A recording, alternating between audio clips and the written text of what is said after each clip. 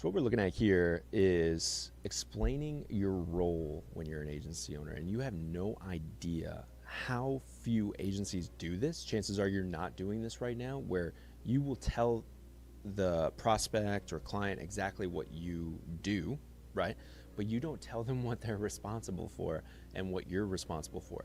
And in doing so, because they don't hear it explicitly, and I don't mean just say it, but show it to them as well, they get in their heads whatever comes to mind. And clients are the last people on earth you want to actually determine what's success and what isn't, what you should be doing and what you shouldn't be. You need to take control. That's why it's your agency, your contract, and why they said yes to you.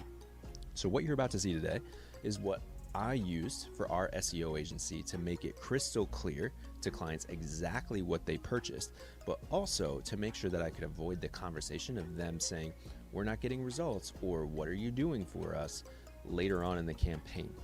One of the quickest ways to have clients churn is simply they just don't know. And it is your responsibility to educate them to make sure that they know exactly what they purchased, how you're going to deliver it, and what it means for their business, right? So we're going to dive into what I call the role deck. Now it's going to be an SEO leaning document because that is what I know, but you can adapt this for whatever it is your service is giving clients. Just make sure it is blatantly simple, and you're going to see that today. And I'll talk through just kind of the general thought process on why I put this together. But if you don't know who I am and why you should listen to me, my name is Colby Wechter. I have been in the digital marketing world for 12 years, 9 of which as a top Global 1000 agency owner. And the problem with all that was, though, is I burnt out twice on my way to getting there with the agency. 7 years in, having bootstrapped the whole thing, hustling, working 70 hours a week, I burnt out twice in 1 year, almost to the point where I thought I was going to die. And it was all because I did too much in the agency and didn't have any control over my time. So in response to that, I started flipping everything as a 180 and got my work week down from 70 hours a week down to 8 hours a week. And the agency not only did well, we actually went from 1 million to 2.5 million in 12 months with me working a fraction of the time. So now I have walked away from running an agency to help other agency owners, 6-figure marketing agency owners, get to 7 figures working 30 hours per week, right? Now, let's talk into the actual slide deck here. What this is a visual for clients so they know exactly what you do. Now, I would highly recommend that you not only do this before you sign them, but you should be doing it after you sign them, on the first call, second call, third call, fourth call.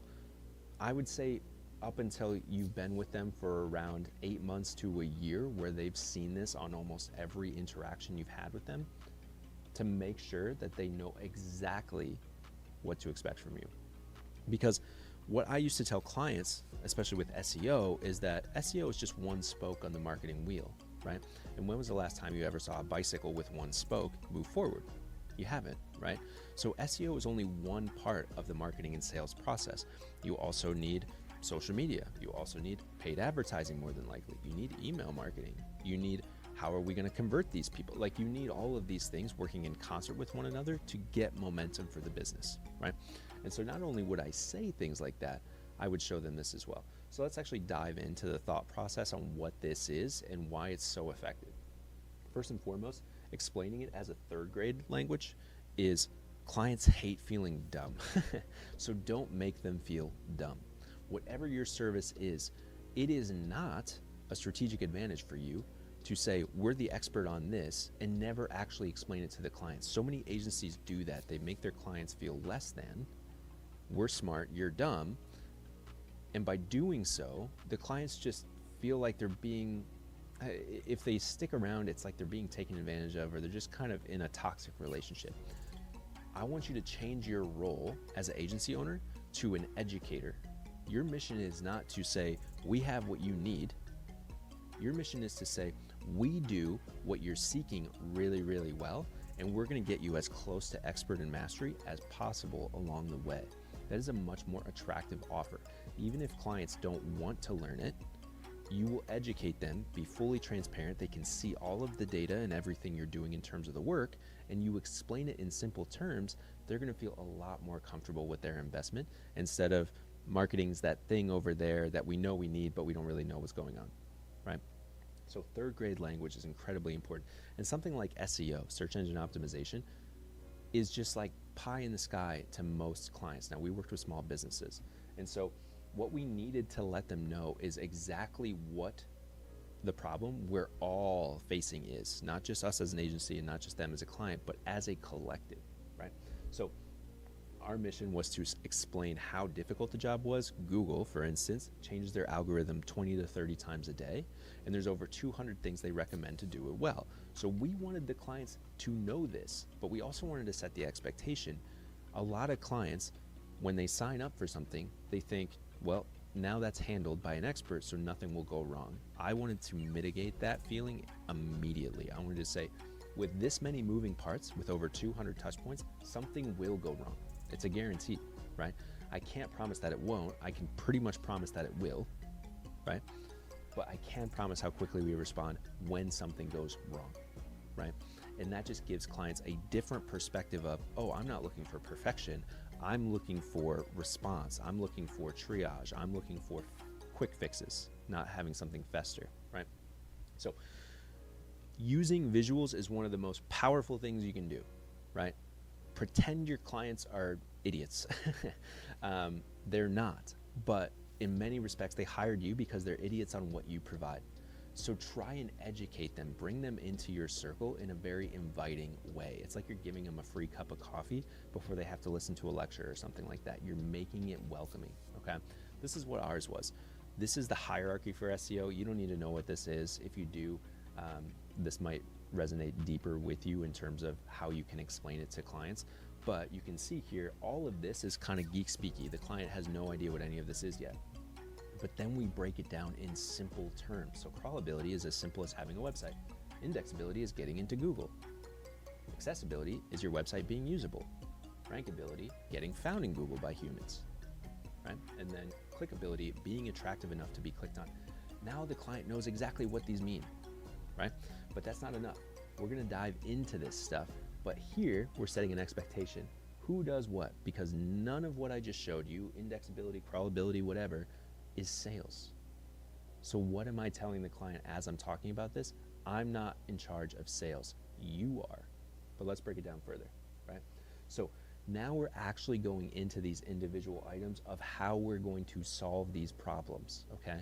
So if you don't have a website that's crawlable, we need to work on that first, and we will work on that.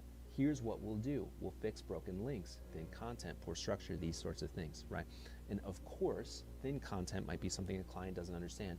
I might extrapolate on that. I might explain it in a way that makes sense, right? We're not talking a social media tweet here. We're talking really in-depth subject matter on a key topic that the reader might want to learn more about. Something like that, right? And we do this for every single one. So now we're talking about how we deliver on-site content, how we make sure that their website's usable so it works on a mobile device as an example. Getting found in Google. Now we're creating a lot more expectation, right? This is something I would say to clients pretty much every time. I would find a way to work in that SEO is the most cost-effective tool or the most cost-effective marketing strategy on earth when you do it for over 12 months. So not only am I making it crystal clear this is going to take a while, I am being subliminal in convincing the client we're going to be working on this for at least a year, right?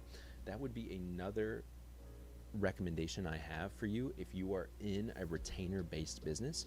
Always talk about the future every single time you get them on a call, right? If your campaigns typically last 6 months, talk about what 12 months looks like, right? If you keep clients typically for a year, talk about what 2 years looks like. This is what we get to do in a year. We're going to crush it here, so we get to do that in year 2. It's just a subliminal message, but you're planting in the back of their brain that you're going to be working together for a long, long time. So now, when we go to that last one here, being attractive to be clicked on, now we're talking about them, right? All of this is what we're responsible for, crawlability up to rankability. Now we're going to say, that's our role. Let's talk about your role. Because if they get the click, they're now in your funnel as an example. So now we create a new visual, okay? Different colors, attractive, something that's very, very easy to follow, okay? So to speed it up, we're doing all 4 of these at once, but hey, we got them to the clickability side. Now they're in the awareness stage. They clicked on your site. Now they're in the interest stage. Then they go down to the desire phase. Then they take an action, okay? All of this is your responsibility. And then we say, you don't get to here without that. You don't get to here without that, on and on. Sales come after they go through your funnel. This is a direct response to the first 7 years when I was hustling with the agency of clients getting amazing results for exactly what we said, going from crawlability all the way up to clickability, but then saying they weren't getting results because I had never defined what results to them was. It didn't matter if I knew what it was, they didn't. And they were the ones paying us. We needed to make it clear. So now we're combining the whole story. Again, this takes about 3 minutes to explain to a client. We're going up the ladder, across, down into your funnel. Who's responsible for what? We're responsible for the website side. You're responsible for the conversion side. Very, very simple, right? So I encourage you to have a deck like this. If you do provide sales, it'll look different, right? If you do provide lead gen and appointment setting and all that sort of stuff, this will look different. You should still have something like this, right? Make it stupid clear so that your 8-year-old niece could understand this, and you will keep clients for ages. And don't bring it up once. A mentor of mine told me, for someone to truly understand something, they have to hear it 9 times. That should be what you're shooting for. So I hope this video helps when it comes down to setting the expectation, when it comes down to clients actually understanding, when it comes down to challenging yourself to speak simplistically about what you provide. This is what keeps clients. Don't get stuck in the $100 million offers, over the top, doing everything. Clients don't care about everything. They want you to solve one specific problem, and they want to know how you solve it on a baseline level so that they keep wanting to invest every single month. The last thing you want is a lack of clarity, because that kills client lifetime value, right? So I hope this video helps. If you enjoyed this video, please drop a like and subscribe to the channel. And I would love to have you also subscribe to my newsletter if you are a 6-figure agency owner trying to get to 7 and want to do it with less than 50 hours a week in work. So thank you so much for watching. We'll see you in the next one.